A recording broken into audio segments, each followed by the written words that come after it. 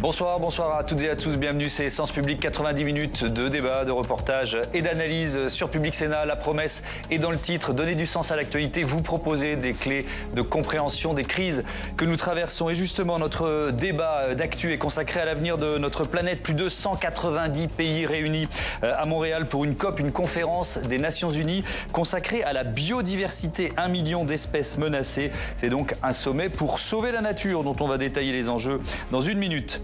Et puis, dans 3 quarts d'heure, on décolle.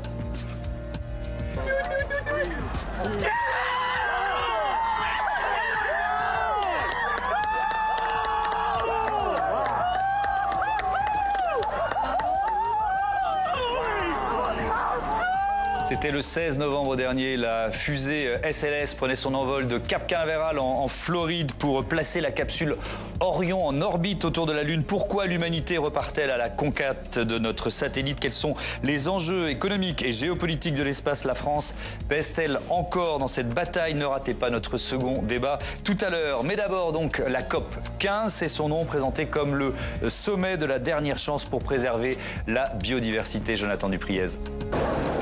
La tâche semble herculéenne. En moins de 2 semaines, la COP15 sur la biodiversité ambitionne d'aboutir à un accord de la dernière chance pour sauver les espèces et les milieux naturels d'une destruction jugée irréversible.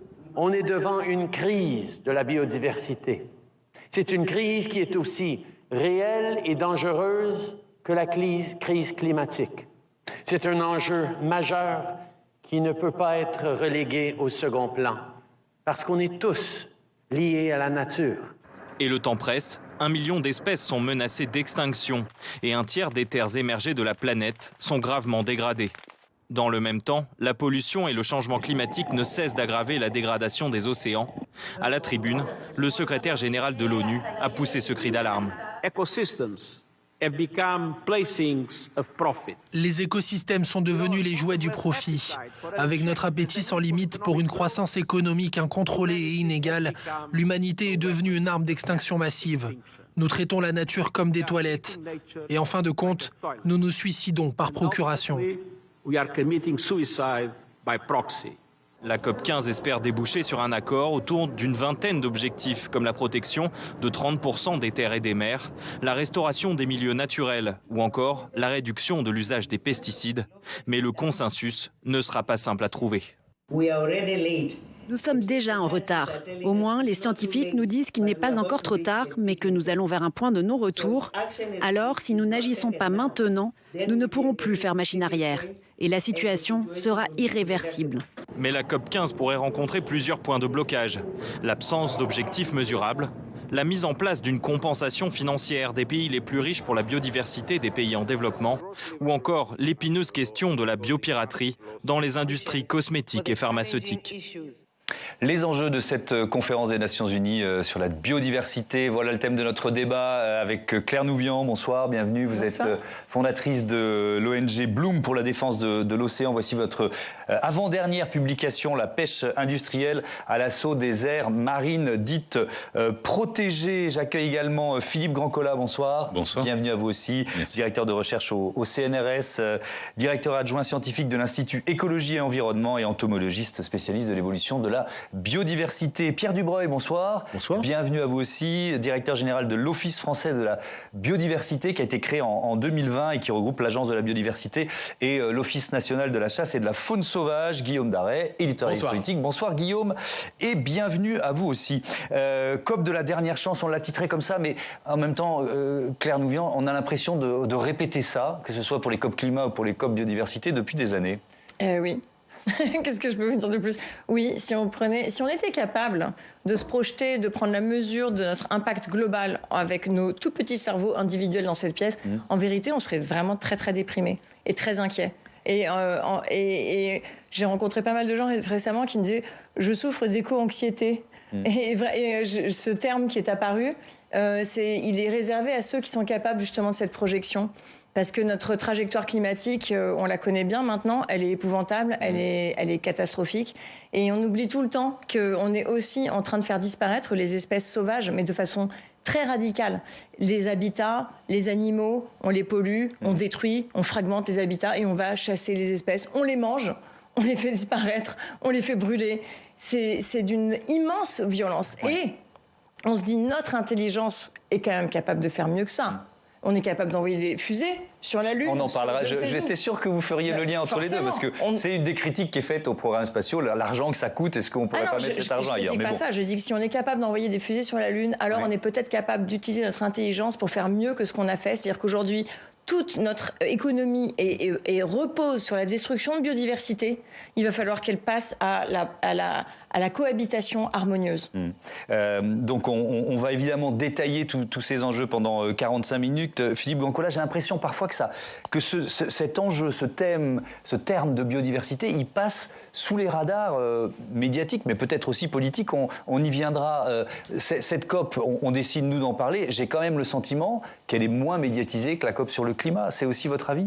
Peut-être, effectivement, le mot biodiversité est nouveau. Il date des années 80. Qu'est-ce qu'il veut dire, d'ailleurs ? Alors, tout simplement, la diversité génétique entre les individus, les diversités qui résultent de l'évolution entre les espèces, et puis la diversité entre les assemblages d'espèces dans ce que l'on appelle des écosystèmes, des forêts, des prairies, des savanes, des océans, avec des récifs coralliens, par exemple. Donc, cette diversité du vivant, en fait, elle met l'accent sur les différences, au lieu de mettre l'accent uniquement sur les points communs. Bien sûr, tous les êtres vivants descendent d'un même ancêtre, avec un support de l'hérédité, une structure cellulaire, mais néanmoins, ce qui nous importe, c'est qu'il y a des abeilles qui pollinisent les fleurs, ce qui nous importe, c'est qu'il y a des arbres qui fertilisent les sols, etc. Et ces différences, c'est la biodiversité. Alors, le terme est nouveau, néanmoins, il y a d'autres termes encore plus nouveaux que l'on s'empresse d'utiliser au quotidien. Vous avez tous un smartphone, n'est-ce pas ? Et ça ne vous choque pas d'utiliser ce terme, mais très étrangement, le terme biodiversité est encore objet, finalement, d'examen par la société, comme si on ne pouvait pas créer un terme qui remplace le terme un peu confus, un peu flou, nature, dans lequel on met un peu tout et n'importe quoi. La nature ou le vivant. Voilà, on retourne à la nature, parce qu'on n'y est pas, on est loin de la nature. La biodiversité, on en est, nous sommes une espèce de primate qui a évolué à partir d'un ancêtre mammifère. Donc ce terme-là, en fait, aujourd'hui, il est important de l'utiliser, d'autant plus qu'il a été quelque part sacralisé par la Convention sur la diversité biologique, le sommet de la Terre à Rio en 92. Et maintenant, c'est un terme qui a une valeur juridique effectivement contraignante pour les presque 200 pays qui ont signé cette convention. Et avec on va donner quelques chiffres évidemment pendant ce débat, ces informations qui nous viennent de la plateforme intergouvernementale sur la biodiversité et les services écosystémiques, c'est un peu le GIEC de la biodiversité pour simplifier. 75% de l'environnement terrestre, 66% du milieu marin ont été significativement modifiés par l'action humaine. Pierre Dubreuil, mettre la biodiversité, je parlais de radar ou d'agenda politico-médiatique, c'est un peu votre mission ? Oui, c'est la mission de l'Office français de la biodiversité, qui, comme vous l'avez dit, est un établissement nouveau, issu de fusion. Mais comme l'a dit Philippe Gancola, il y a un paradoxe de la biodiversité. C'est que 8 Français sur 10 considèrent que c'est un mot qui fait peur, enfin, c'est des études d'opinion qui disent ça, et en même temps disent que c'est important. Donc, on a un vrai problème pour faire comprendre ce qu'il y a derrière ce mot biodiversité, ce que Philippe disait, le vivant. Et le rôle de l'OFB, qui a beaucoup de missions, c'est notamment de mobiliser toute la société, tous les acteurs, les pêcheurs, les agriculteurs, les chasseurs, les entreprises, pour préserver cette biodiversité qui est finalement le vivant commun. C'est la nature avec l'homme. C'est pas l'homme contre la nature. Les mots du secrétaire général des Nations Unies sont très forts. L'homme est devenu une arme de destruction massive. Eh bien, l'homme est la cause, mais l'homme doit être la solution et l'homme peut être la solution. Et notre rôle, c'est de mobiliser toute la société, de faire en sorte que chacun s'approprie cet enjeu commun, parce que c'est finalement la biodiversité, vous savez, c'est ce que vous mangez, c'est ce que vous buvez, c'est ce que vous respirez, c'est ce que vous portez, c'est ce qu'on porte. Donc faire comprendre ça à tous les citoyens, c'est pas facile, mais c'est l'enjeu. Ouais. Mais quand vous rappelez les propos du secrétaire général des Nations Unies, dans le livre de Yuval Noah Harari, Sapiens, il rappelle qu'au début de l'humanité, Sapiens, c'est le pire serial killer de l'histoire. C'est-à-dire qu'il y a toutes les grosses espèces qui existaient sur tous les continents, des espèces géantes. À chaque fois que Sapiens met le pied sur un nouveau continent, ces espèces disparaissent. Alors, c'est finalement je vais essayer de ne pas être trop pessimiste pendant ce débat, mais on se dit que ce n'est que la continuité, ce qu'on est en train de vivre. Alors c'est peut-être un résumé un peu brutal de l'évolution humaine et puis des premières sociétés qui étaient, comme on dit, chasseuses-cueilleuses. Oui, les chasseurs-cueilleurs. Bon, cela dit, malgré tout, aujourd'hui, il y a des sociétés qui ont encore un mode de vie qui se rapproche de ces sociétés humaines, et notamment certains peuples autochtones. L'IPBES, justement, l'a rappelé à Bonn cet été en 2022. C'est quoi l'IPBES? Alors l'IPBES, c'est l'IPBES, la plateforme intergouvernementale sur la biodiversité. J'avais pas l'acronyme en tête, c'est pour ça. Voilà, et l'IPBES l'a rappelé, donc, et a rappelé qu'il y a encore 1,5 milliard de personnes qui vivent directement de l'utilisation des espèces sauvages. Donc notre monde n'est pas entièrement limité aux grandes villes et aux pays industrialisés. Et cette utilisation est absolument indispensable. Comme l'a dit Pierre Dubreuil, on porte des vêtements en coton ou en laine, on vit, on mange de la biodiversité. Donc finalement, on est passé d'un certain mode d'exploitation directe à des modes d'agriculture et d'élevage, mais qui ont aussi leurs problématiques. Oui, évidemment. Claire Nouvion, on n'oublie pas que la Terre, c'est la planète bleue et que donc la biodiversité, elle est aussi, ou d'abord, d'ailleurs, je ne sais pas, océanique. Ah bah oui, la vie est apparue dans l'eau, ça je pense que personne ne peut contredire ça. Oui. Et elle est en train de disparaître dans l'eau d'ailleurs aussi, puisque vous disiez en effet que partout où l'humain est présent, il y a eu des phénomènes d'extinction ou des phénomènes de modification de l'environnement. En revanche, l'accélération qui est due aux technologies qui sont apparues avec la révolution industrielle sont vraiment des changements qui sont majeurs. Et on le voit d'ailleurs dans l'eau. Vous avez vu les chiffres qui viennent d'être évalués là, sur le nombre de baleines qu'on avait tuées. En fait, on est plutôt à 3 millions de baleines dans l'histoire de l'humain. 3 millions de baleines qu'on aurait fait disparaître avec de la chasse industrielle. Ça veut dire qu'en biomasse, c'est la plus grande tuerie de l'histoire de l'humanité. C'est-à-dire que même les bisons, même les extinctions de grands mammifères, etc., ne correspondent pas à cet immense saccage des baleines, alors que... Ça fait le lien avec le climat, parce que une baleine, c'est un puits de carbone. Donc que les baleines, une grande baleine, va capturer dans sa vie autant, si ce n'est plus, que 1500 arbres. Donc quand on n'a même pas une passion pour les animaux ou la nature, bien qu'il soit prouvé, je pense maintenant, que chacun respire mieux quand on est à la campagne et qu'on est entouré de bruit d'animaux et de la beauté des animaux, mais même par intérêt, un pur calcul égocentrique sur nous-mêmes, on a intérêt à avoir des animaux dans l'eau, et y compris des grands poissons. Parce qu'on a fait disparaître 90% des prédateurs depuis 1950 seulement. Et les grands prédateurs, c'est les thons, c'est les mérous, c'est les requins, etc. Donc on est en train de faire disparaître le vivant autour de nous. C'est pour ça que ce sommet, en fait, traite d'enjeux qui sont existentiels et qu'il faut vraiment que ça remonte en visibilité. Merci d'ailleurs de faire une émission sur le sujet, parce que comme vous dites, tout le monde connaît le GIEC, personne ne connaît l'IPBES. Effectivement. Ce qui est quand même le pendant du GIEC pour la biodiversité, ce qui est fou. Ça.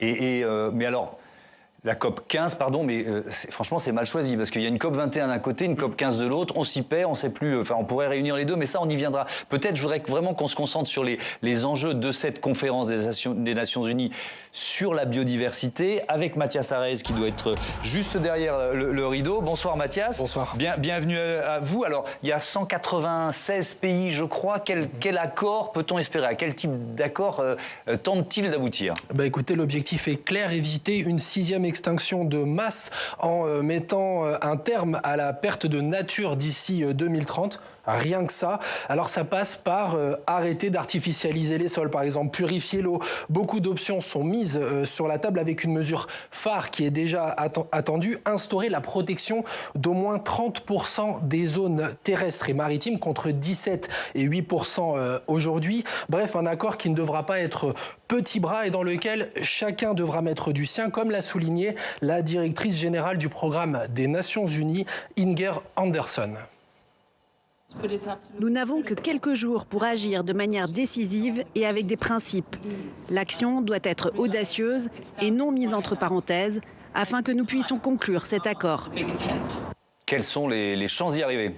pour arriver à un accord. Les acteurs sont plutôt optimistes. Cette COP15 était très attendue. Elle a été tout de même reportée 2 fois à cause du Covid. Et il faut dire que les arguments donnés cette année, ils pèsent dans la balance. Vous le savez, Thomas, rien de tel que de frapper au porte-monnaie. Et c'est bien de ça dont il est question cette année, notamment selon un rapport rendu par l'ONG WWF. Ne rien faire pour stopper la disparition de la biodiversité serait estimé à, tenez-vous bien, 479 milliards de dollars par an, soit quasiment le PIB de la Thaïlande. Un raisonnement qui devrait notamment parler aux multinationales. Seulement voilà, Thomas, j'ai voulu mesurer la différence entre la parole et les actes. Je me suis donc replongé dans les mesures prises lors de la COP 14. C'était en 2018 à Sharm el-Sheikh. On y retrouvait parmi les 4 engagements, notamment les États parties se sont engagés à accélérer leurs efforts pour atteindre en 2020 les objectifs d'Aichi pour la biodiversité. Les États se sont engagés à des contributions volontaires en faveur de la biodiversité dans la déclaration de Sharm el-Sheikh,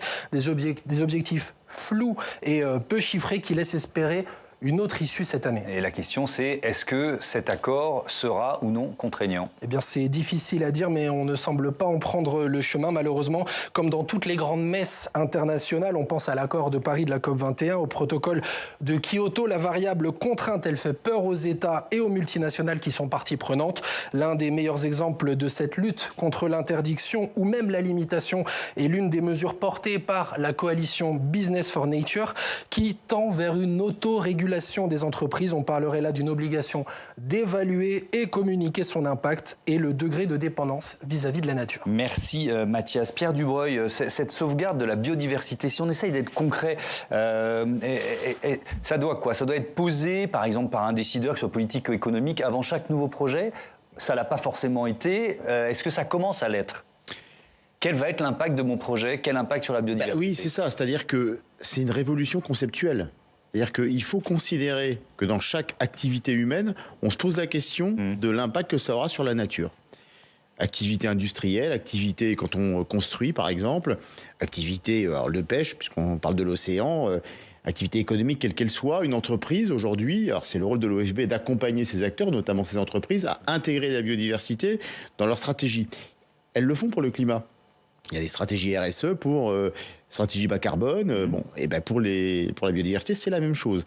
Donc l'objectif, c'est d'accompagner les entreprises, les acteurs économiques et tous les acteurs sociaux et le citoyen, vous, moi, pour qu'à chaque décision que nous prenons, on se pose la question, quel impact ça aura sur la nature ? C'est pas évident à calculer, c'est pas évident à mesurer. Il y a une question aussi de mesure. C'est plus facile de calculer le degré de température ou la tonne carbone. Pour la biodiversité, et là je me tourne vers les scientifiques, ils savent bien, la mesure est plus complexe parce que c'est une question d'interdépendance, de dynamique, d'interaction entre espèces, milieux, écosystèmes.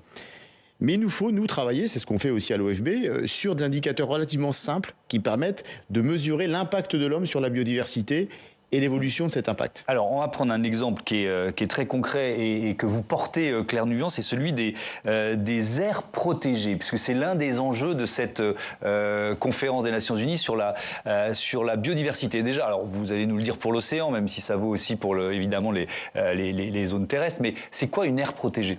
Alors, une aire protégée, il y a une définition, une aire marine protégée, il y a une définition très claire de l'UICN, c'est-à-dire l'Union internationale pour la conservation de la nature, qui nous explique une aire marine protégée pour qu'elle puisse s'appeler comme ça, c'est-à-dire protégée, ça veut dire qu'il n'y a pas d'activité industrielle.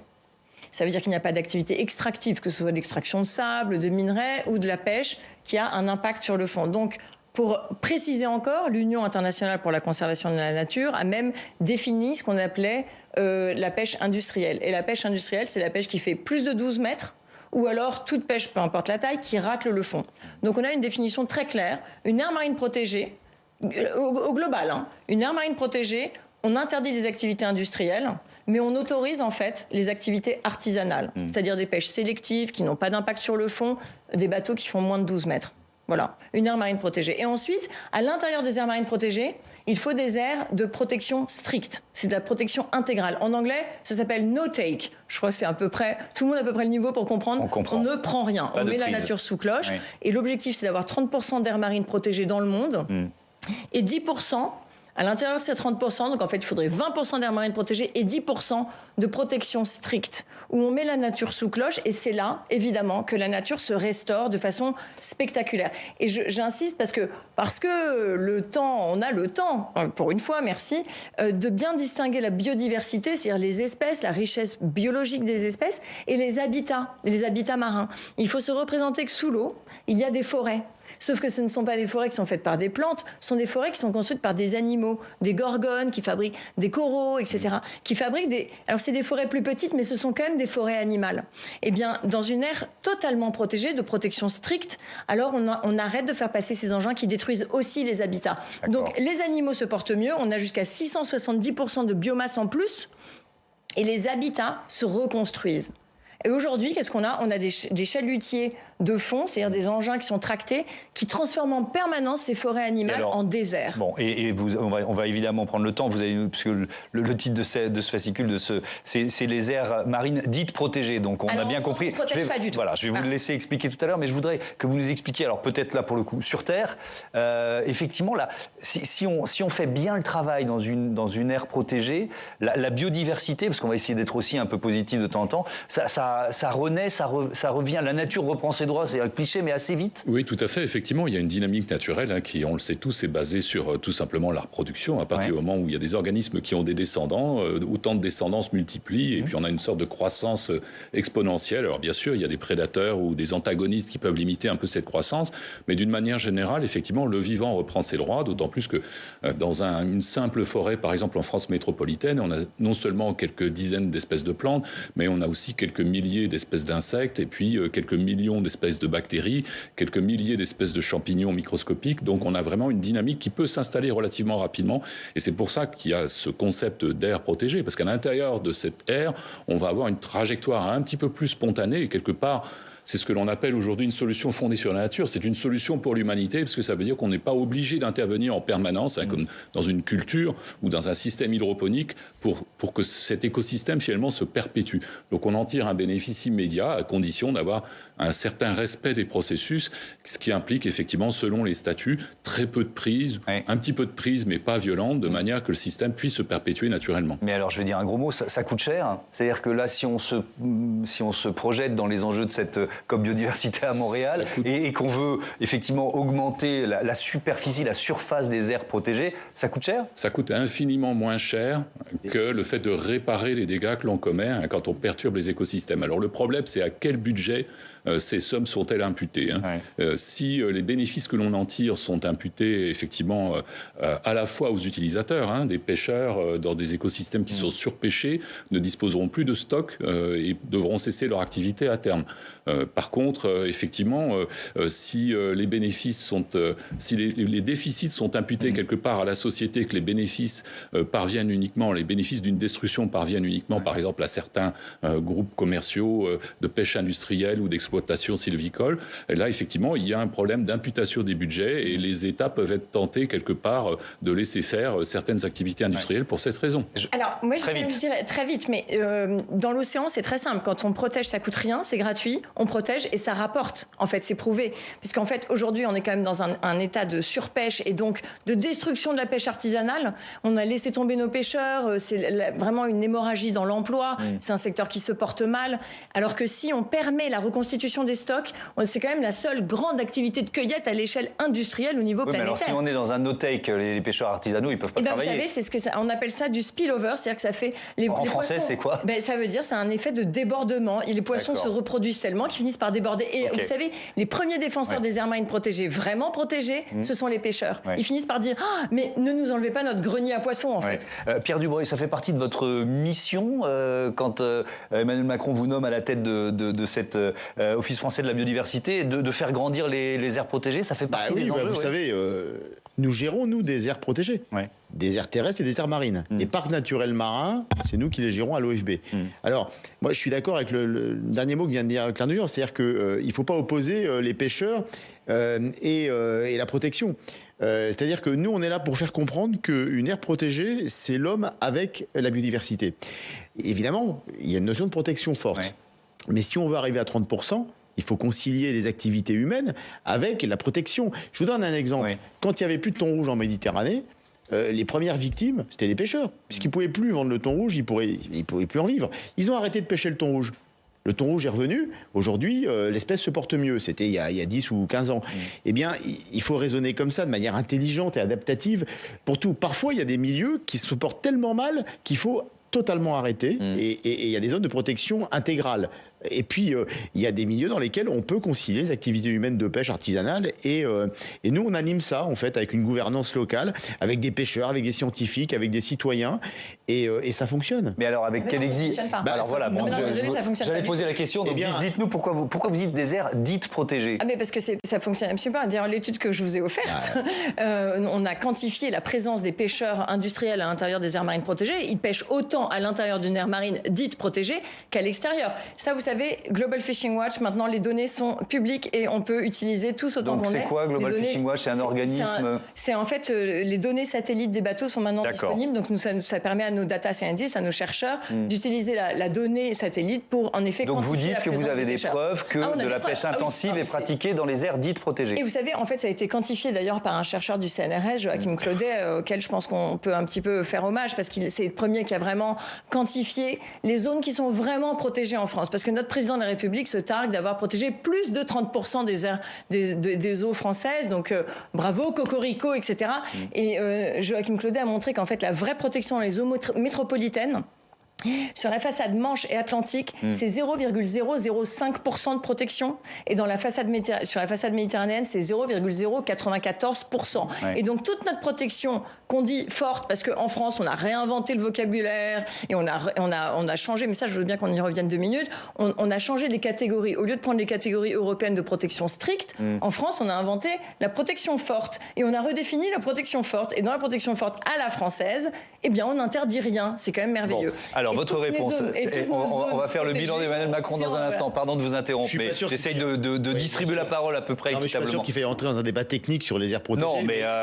Non, mais on pourrait. Mais bon, si elles sont pas vraiment protégées, il y a un petit souci quand même. Écoutez, moi je peux vous dire, je fais de la coopération internationale, notamment avec l'Afrique du Sud, qui nous demande des conseils sur la manière dont on gère. Je dis pas que c'est parfait, et il faut sans doute aller plus loin. Mais en France, on dispose de parcs naturels marins qui manquent encore peut-être de moyens, qui manquent peut-être d'ambition, mais qui existent, où on a une gouvernance pour protéger ces espèces et ces milieux. Et après, la question des zones de protection fortes. Le président de la République, à Marseille, au Congrès mondial de la nature, dit on va multiplier par 25. Alors c'est 0,2 en Méditerranée et 25 fois 0,2, ça fait que 5%. Mais c'est quand même un progrès. Alors après, il y a la définition de ces zones de protection fortes et on doit quand même discuter c'est la philosophie de l'établissement que je dirige, avec les acteurs économiques et notamment avec les pêcheurs, pour savoir aussi comment, à quel endroit, on peut pas, je pense, décréter comme ça, d'arrêter toute activité humaine. Il faut le faire sur la base de constats scientifiques et il faut le faire aussi dans le dialogue avec les parties prenantes. Moi, c'est ma conviction. Maintenant, je reconnais que de toute façon, il faut aller plus loin. Bien sûr qu'il faut aller plus loin. Et quand le président de la République dit objectif 30-30, enfin, c'est un objectif qui est porté à la COP 15, il le porte. De même que... Donc 30-30, ça veut dire que ce soit océan ou terrestre. À l'objectif à l'horizon 2030. D'accord, ok, compris. Il a également, enfin, c'est quelque chose. La France porte aussi l'interdiction d'exploitation des fonds marins. C'est quelque chose que la France porte. Bravo. Alors, vous savez quoi? Merci de citer ça, parce que c'est exactement ce qu'il nous faut pour les aires marines protégées. En fait, il faut, parce que vous pouvez pas être tenu responsable pour 15 ans de non-protection de la France. En revanche, si vous pouviez dire, puisque vous avez l'oreille du président, lui dire, mais vous savez quoi? Faites comme ce que vous avez fait pour l'extraction des minerais en profondeur. Faites pareil. Annoncer que la France protège vraiment ses aires protégées et qu'on va se mettre au niveau des définitions internationales de l'UICN, qu'une aire marine protégée interdit les activités industrielles. Si vous êtes d'accord avec ça, vous allez porter ce message-là? Mais le président de la République va porter le discours. Alors attention, parce que... Il l'a porté, et d'ailleurs le gouvernement, dans la délégation française dans laquelle je serai modestement, avec les ministres, nous portons ça. Et alors attention, parce que vous portez 30%, mais vous ne portez pas les 10% de protection stricte. Ça a disparu du mandat du Conseil de l'UE. Alors, pardon, je vais reprendre la main et vous aurez de nouveau la parole, parce que puisqu'on est sur la question du bilan, en quelque sorte, écologique ou environnemental d'Emmanuel Macron, Guillaume Darey, justement, alors vous employez l'expression que moi j'emploie pour les cabinets de conseil et le dossier Ban Ki-moon, mais ça peut valoir aussi, vous dites que c'est le sparadrap du président. Pourtant, alors, on parlait du bilan, il y a aussi le projet pour ce second mandat, parce que rappelez-vous, Emmanuel Macron, c'était à Marseille, justement, durant la campagne d'entre-deux tours. Il avait affiché son ambition. il avait expliqué que son second quinquennat, je cite, serait écologique ou ne serait pas. Et façon de montrer que pour lui c'était quelque chose d'important, il avait même dit que c'était le Premier ministre, en l'occurrence la Première ministre elle-même, qui serait directement en charge de ces questions, avec 2 ministres effectivement à la transition énergétique et un autre à la transition écologique. Sur ce point-là, on ne peut pas dire que c'est franchement réussi pour l'instant, parce que je pense qu'Elisabeth Borne n'est pas franchement identifiée pour l'instant en tant que Première ministre à l'écologie, mais bien davantage, par exemple, on le voit en ce moment, à la question de la réforme des retraites. Emmanuel Macron lui-même, sur le plan médiatique, effectivement, on le voit constamment essayer de défendre son bilan sur cette question de l'écologie. Et on l'a vu d'ailleurs très récemment essayer de cibler plus directement les jeunes en faisant des questions-réponses directement sur les réseaux sociaux, sur Internet, en répondant aux questions que les Français pouvaient lui poser. Mais on voit qu'effectivement, pour l'instant, ça n'imprime pas. Pourquoi ça n'imprime pas ? Alors, ça n'imprime pas parce que ses proches le concèdent. C'est un converti sur cette question. Ça ne faisait pas partie de son logiciel au départ, Emmanuel Macron. On voit qu'effectivement, c'était pas central non plus dans son projet de la première candidature en 2017. Et donc, il faut le reconnaître aussi, il fait un peu l'objet d'un procès d'intention en permanence d'une partie des écologistes qui le jugent en permanence insincère sur cette question. Ça n'imprime pas aussi parce que là, c'est de sa faute, il y a aussi un problème de lisibilité. Comme sur d'autres sujets, on a du mal à voir quel est le projet, qu'est-ce qu'il veut porter, et ça a été renforcé notamment parce qu'il a été considéré comme un aller-retour, notamment sur la question nucléaire. On a eu un président qui a dit qu'il avait fermé 14 réacteurs en 2018, qui a annoncé que là, on allait en rouvrir d'autres, et donc ça n'a pas arrangé la lisibilité de la dimension écologique de son projet. Et puis, ça n'imprime pas aussi, parce qu'on peut voir que depuis le départ du très médiatique Nicolas Hulot, j'ai regardé, il y a 5 ministres qui se sont succédés, François de Rugy, Elisabeth Borne, Barbara Pompili, Amélie de Montchalin, de façon très, très brève, puis Christophe Béchu, il faut le reconnaître, il n'y en a aucun d'entre eux qui a réussi à incarner ce combat. Oui, et dans le même temps, on a réussi, ce qui n'était pas le cas des mandatures précédentes, à avoir un ministre de l'économie à Bercy qui est resté le même. Donc, comme quoi c'est possible sur certaines thématiques. Comment les Français jugent le gouvernement, le président de la République, sur ce thème de l'écologie? Pas si mal que ça. Il ne faut pas qu'il je décourage, si j'ose dire, s'il nous entend le chef de l'État sur cette question, parce que quand on regarde les différentes études d'opinion qui ont été faites récemment, on peut prendre par exemple celle qui a été faite par l'Institut ILAB en novembre dernier, justement au moment de la COP, directement sur la question du dérèglement climatique. Alors certes, il y a encore 53% des Français, d'après cette étude, qui estiment que le gouvernement n'en fait pas assez contre le dérèglement climatique, mais ce qui est intéressant de voir, c'est l'évolution. Et l'évolution, c'est finalement, ce mécontentement, il est 16 points moins important que 3 ans avant. Donc, c'est-à-dire qu'ils conservent pour l'instant un certain crédit sur cette question. Et quand on se plonge dans le baromètre, vous savez, de l'IFOP qui est publié dans le JDD, qui est l'historique des présidents qui est publié tous les mois, on voit que par exemple, quand on regarde plus précisément les Français qui se disent proches d'Europe Écologie Les Verts, eh bien, il y en a 36% d'entre eux qui sont satisfaits du bilan d'Emmanuel Macron. Alors, c'est le bilan dans l'ensemble, mais qui sont satisfaits de l'action du chef de l'État. Et ça, c'est en progression de 10 points par rapport au dernier mois. Ça veut dire qu'effectivement, Emmanuel Macron, malgré les critiques, conserve une forme de crédit sur cette question de l'écologie. À lui de le conserver, ce crédit, et de le faire fructifier. Ouais, et puis vous nous dites que c'était un converti. Parfois, les convertis sont les plus assidus dans les lieux de culte. Il ne faut pas l'oublier. Philippe Grandcola, qu'est-ce que vous attendez, vous, alors d'Emmanuel Macron, mais peut-être plus généralement des politiques, puisque là, on est sur une COP avec 196 pays représentés. On parle d'extinction des espèces. Ça veut dire qu'il y a des leviers sur lesquels on peut concrètement agir pour freiner cette extinction des espèces? Oui, tout à fait. En fait, l'IPBES, la plateforme analogue du GIEC sur la biodiversité, a catégorisé les leviers en 5 grands groupes. En fait, tout simplement, il s'agit de changer les systèmes de manière à ne plus exercer les pressions comme la disparition des habitats, déforestation, etc., les pollutions, les prélèvements excessifs, la surpêche, par exemple, les espèces exotiques envahissantes ou également le changement climatique avec des interactions dans les deux sens avec la biodiversité. Donc, si on lève ces pressions, effectivement, on laisse la biodiversité reprendre ses aises et on bénéficie des services qu'on considère d'ordinaire comme immanents.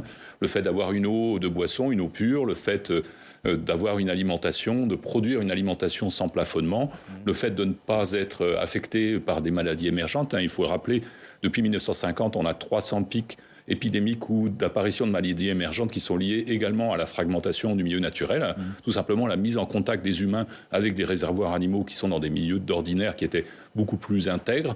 Donc l'ensemble de ces problèmes, on peut les lever, on peut les faire diminuer en laissant effectivement non seulement des aires sous protection, mais également en ne traitant pas n'importe comment les espaces qui sont en dehors des protections. Et là, c'est aussi l'objet des négociations dans la COP. On parle de restauration, c'est-à-dire des écosystèmes qui sont actuellement dans un très mauvais état, par exemple des systèmes agro-industriels avec des champs à perte de vue, sans haies, avec des intrants en quantité considérable. Ces écosystèmes-là, on peut les restaurer dans une certaine mesure.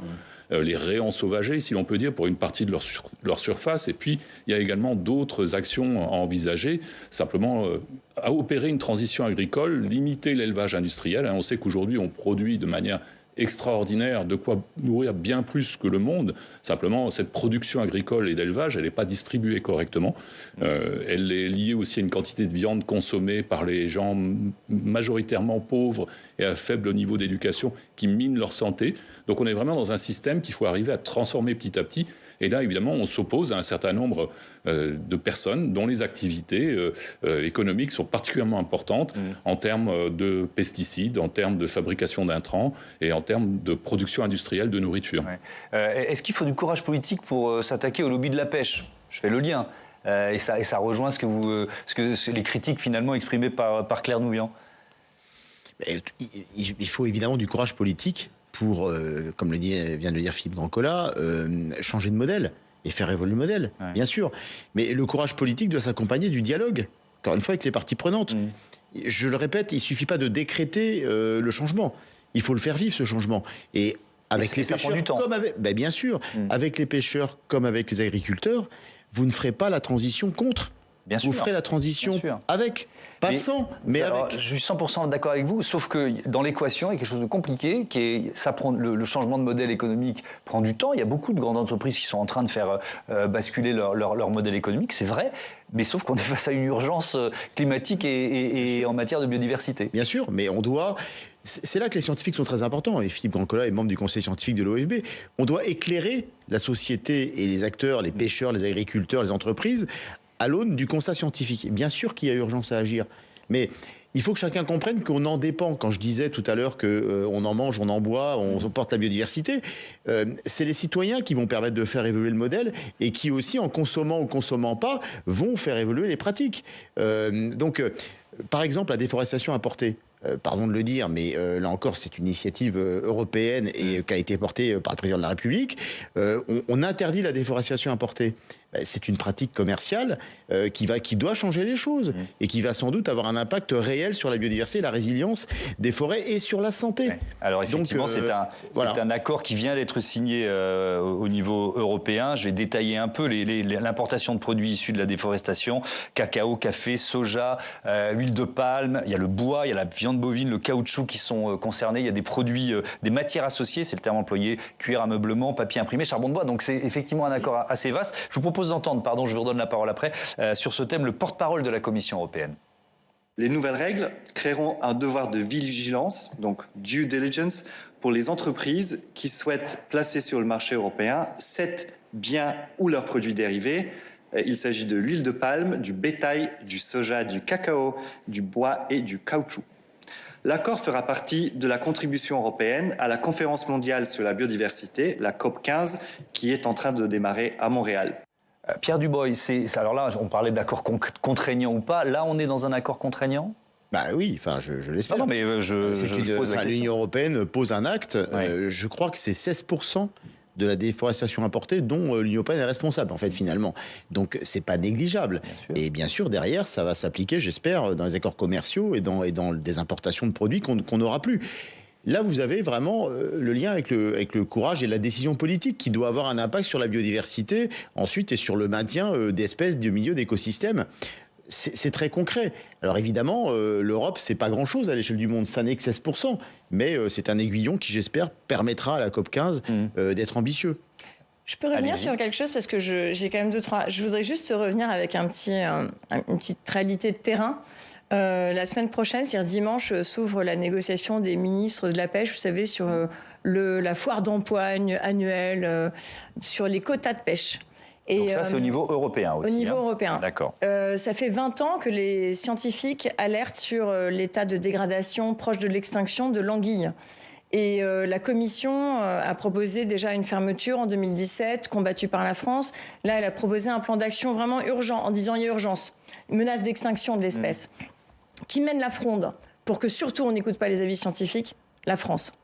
Aujourd'hui même, pendant que je vous parle, sur les côtes de la Manche, en face de Dunkerque, de Calais, face à nos pêcheurs artisans, abandonnés déjà par la France au moment du débat sur la Seine démersale. Je ne sais pas si vous avez suivi un peu ce débat, d'une méthode de pêche qui détruit les fonds, inventé par les Néerlandais, des énormes bateaux industriels, qui vraiment une méthode de pêche qui détruit l'océan, les animaux marins, le climat et les pêcheurs artisans français.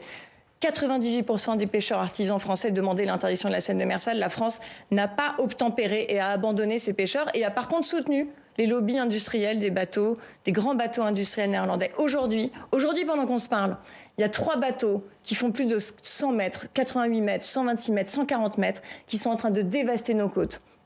À 5-6 kilomètres de nos côtes. Donc pour l'instant, c'est légal.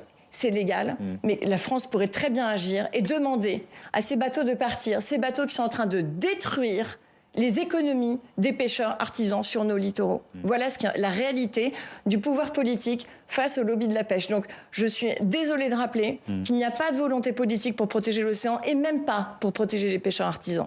Alors c'est quoi? C'est une question de priorité? Il a fallu se battre pour obtenir l'accord sur la déforestation à Bruxelles et moins sur la pêche. Enfin, j'essaye de... C'est une question un peu basique, forcément. Je ne suis pas ministre, enfin, pardon. Je sais bien, non, mais bon... Je ne suis que représentant d'un établissement public. Oui. Mais encore une fois, je vous le dis, il y a des techniques de pêche, en effet, qui sont destructrices pour la biodiversité, c'est certain. Maintenant... Le sens de l'histoire, c'est de les interdire à terme. Le sens de l'histoire, je pense, c'est de permettre de protéger ces écosystèmes et ces milieux, tout en permettant à l'homme de vivre. C'est ça le sens de l'histoire. Donc, en effet, c'est plutôt de développer la pêche artisanale, la pêche qui respecte la nature, comme l'agriculture. Ce qui se passe en mer se passe également sur terre. Donc, c'est pas la question de savoir si c'est plus important ou moins important que la déforestation importée. Tous les combats doivent être menés. Vous savez, l'IPBES, Oui, mais on sait bien qu'au niveau européen, il y a souvent des compensations. Il y a la France. On obtient quelque chose sur un dossier et on lâche un peu, les deals, on lâche un peu sur un autre. La France est membre de l'Union européenne, mais elle n'est pas la seule. Ça ne pourra pas échapper. Bien sûr. Mais alors, la première puissance maritime. Bon, je vais redonner quelques chiffres parce qu'on l'a évoqué. Je ne sais pas si vous l'avez donné ce chiffre. 1 million d'espèces animales et végétales sur 8 millions qui sont menacées d'extinction au cours des prochaines décennies. Et il y a 69% des populations d'animaux sauvages, ça c'est un chiffre du WWF, qui sont en déclin. Philippe Brancola, je reviens un peu au constat, peut-être sur le rythme de ce déclin. Est-ce qu'il s'accélère? Alors effectivement, tout d'abord, il est entièrement de cause humaine. C'est exactement l'analogue du changement climatique. Et il est 1000 fois supérieur, ce rythme de déclin, à un rythme qui est évalué hors d'influence humaine. C'est-à-dire, si on se rapporte aux périodes qui précèdent l'arrivée de l'humanité, on est 1000 fois plus bas. Et en outre, on est de 100 à 1000 fois supérieur en termes de rythme par rapport aux extinctions des temps géologiques. Donc quand on vous parle de la crise crétacé-tertiaire et de la disparition progressive des dinosaures, ça s'est passé en quelques millions d'années. Les spéciations, les apparitions d'espèces qui ont permis quelque part aux écosystèmes de retrouver un petit peu en composition une certaine richesse, ça a pris également quelques centaines de milliers, quelques millions d'années. On n'était pas là. Aujourd'hui, nous sommes là. C'est nous qui sommes la cause de cette extinction. Et cette extinction va extraordinairement vite. Donc on est vraiment dans une situation qui est dramatique de ce point de vue-là, d'autant plus qu'il s'agit d'un double problème. Un problème éthique, évidemment. On est dépositaire de cette diversité de la planète du fait de notre abondance et de notre technologie, mais on n'en est pas propriétaire à proprement parler. Et puis d'autre part, il y a un problème fonctionnel à ces millions d'espèces qui disparaissent. Ça peut être des pollinisateurs, ça peut être des stocks de poissons dont on se nourrit, ça peut être des organismes qui rendent le sol fertile. Donc évidemment, les supprimer, c'est suicidaire. Mais Pierre Dubreuil, c'est pas forcément irréversible. On sait aussi réintroduire ou préserver des espèces. Ah oui, puisqu'on sait surtout, c'est que la nature et la biodiversité sont résilientes. C'est-à-dire que, contrairement au climat, si vous arrêtez d'émettre du gaz à effet de serre, vous verrez les effets dans quelques dizaines d'années. Si vous arrêtez de polluer une rivière, vous arrêtez de polluer l'océan, vous allez voir que les espèces, les milieux, et le lien entre espèces et milieux vont rapidement mieux se porter. Donc, le message qu'il faut envoyer, il est plutôt optimiste, là, en l'occurrence. C'est que si l'homme est la cause, l'homme est la solution, par ses pratiques. Donc, on peut vraiment faire en sorte que la nature se porte mieux. Alors, pour la question des sols, c'est un peu plus compliqué, parce que la résilience est moins forte, mais pour la plupart des milieux, la résilience est forte. Donc, c'est vraiment l'action de l'homme qui a un impact sur le bon état d'une espèce. Et en l'occurrence, il y a des espèces, je l'ai dit pour le thon rouge tout à l'heure, dès que vous arrêtez de le pêcher, de le surpêcher, eh bien, le thon rouge se porte mieux. Après, vous pouvez continuer de le pêcher de manière raisonnable. Tout ça, c'est... Vous savez, il faut juste être raisonnable et retrouver le sens et la compréhension de la manière dont la nature fonctionne. Avec l'homme. Ouais. Un dernier mot, Claire Nouvian. La solution, là, pour terminer, je boucle sur les COP. On ne pourrait pas les réunir deux COP en une, parce que c'est tellement lié, le climat, la biodiversité. Pourquoi faire 2 conférences différentes sur le... Moi, je plaiderais en faveur de ça, parce que ça permettrait à tout le monde de comprendre que la biodiversité est une solution pour le climat, que l'océan, évidemment, absorbe 1/3 des émissions de CO2, que par contre, des méthodes de pêche qui détruisent tout et réémettent, évidemment, le carbone qui est stocké naturellement. Tout ça, ça marche ensemble. Les méthodes de pêche destructrices, les méthodes de prélèvement destructeurs, en fait, ça marche avec la nature. La nature, c'est notre solution climat. Et aujourd'hui, en effet, quand on dit qu'on protège 30% de nos eaux, alors qu'en réalité, en France métropolitaine, il y a un chiffre à retenir, c'est que la pêche a accès à 99,9% de nos eaux métropolitaines. C'est ça la réalité de la protection à la française. Vous aviez déjà fait passer le message. Il est, et je crois que si, mais c'est pas grave. Vous avez profité de votre temps de parole pour le faire. Exactement. Merci à tous d'avoir participé à ce débat et à bientôt sur Public Sénat.